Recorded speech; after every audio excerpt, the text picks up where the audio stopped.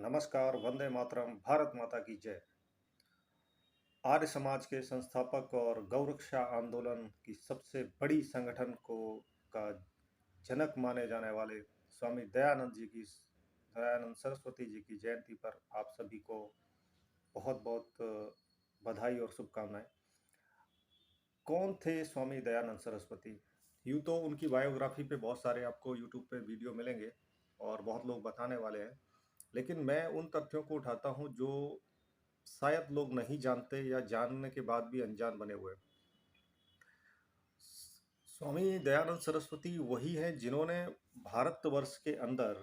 जब अंग्रेजी शासन काल में जब आर्य समाज की स्थापना हुई, तो आर्य समाज जो बना, इसका जो मेन उद्देश्य था वो था गौरक्षा। और सबसे पुराना संगठन यानी कि कांग्रेस पार्टी से पुराना संगठन आप इसको कह सकते हैं, और अब इसको एक समाज के रूप में माना जाता है। और आर्य समाज के जो अभी कार्य हो रहे हैं वो आज भी उनकी जो दिशा दी थी स्वामी दयानंद सरस्वती जी ने, उस पे लोग चल रहे हैं और आगे समाज को लेके आगे बढ़ रहे हैं।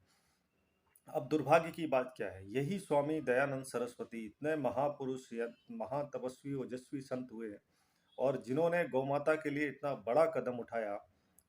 यानी कि आप ऐसे कह सकते हो कि 1870 से लेकर 1894 तक भारतवर्ष में इतनी बड़ी गौ क्रांति थी कि 7,32,000 गाँव में ग्राम सभाओं में जो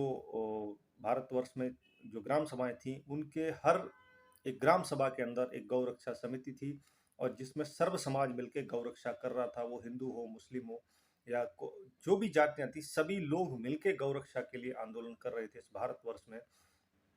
तो उस ऐसे महान संतों के बलिदान, ऐसे और भी अनेकों जितने भी महापुरुष इस धरती पे धरा पे हुए, जिन्होंने मातृभूमि के लिए कार्य किया, उन सभी को मैं कोटि कोटि वंदन करता हूँ, सत सत नमन करता हूँ। परंतु दुर्भाग्य ये है कि आज भी स्वामी दयानंद सरस्वती जी की जयंती है, और इसके बावजूद भी और भी अनेकों नाम अनाम ज्ञात अज्ञात जितने भी हमारे गौ क्रांति के मार्ग पे जो लोगों ने बलिदान दिया, उन सभी को मैं कोटि कोटि नमन करता हूँ। उन लोगों के बलिदान होने के बाद भी ऐसे ओजस्वी संतों की जो भावनाएं थीं, जो उनकी कामनाएं थीं समाज के प्रति और जो गौ माता के प्रति, पर्यावरण के प्रति, आज अंग्रेज तो चले गए भारत से, परंतु आज भी जो घृणित कार्य थे, जिनके लिए इतने संतों ने इतने कार्य किए, इतना बलिदान दिया, और वो सब आज भी पूर्ण नहीं हुए हैं। तो मैं फिर से निवेदन करूंगा, जितने भी हमारे जो भारत के अभी जो प्रधानमंत्री हैं, यशस्वी प्रधानमंत्री नरेंद्र मोदी जी,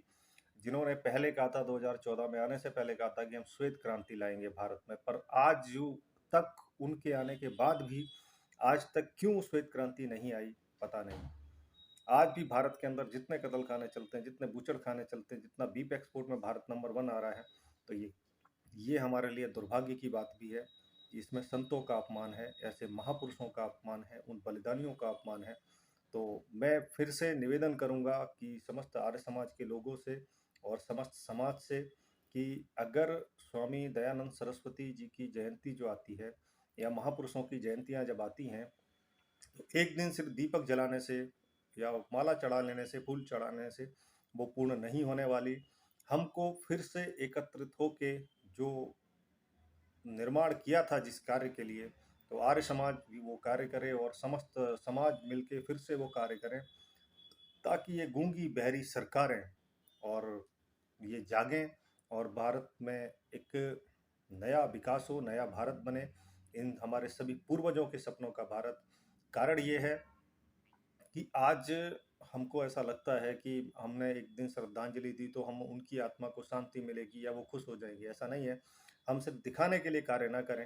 कार्य करें तो उसके लिए, क्योंकि गाय को बचाना इसलिए ज़रूरी है क्योंकि अगर वो बचेगी तो हम बचेंगे, उसके बिना हमारा जीवन नहीं है। ये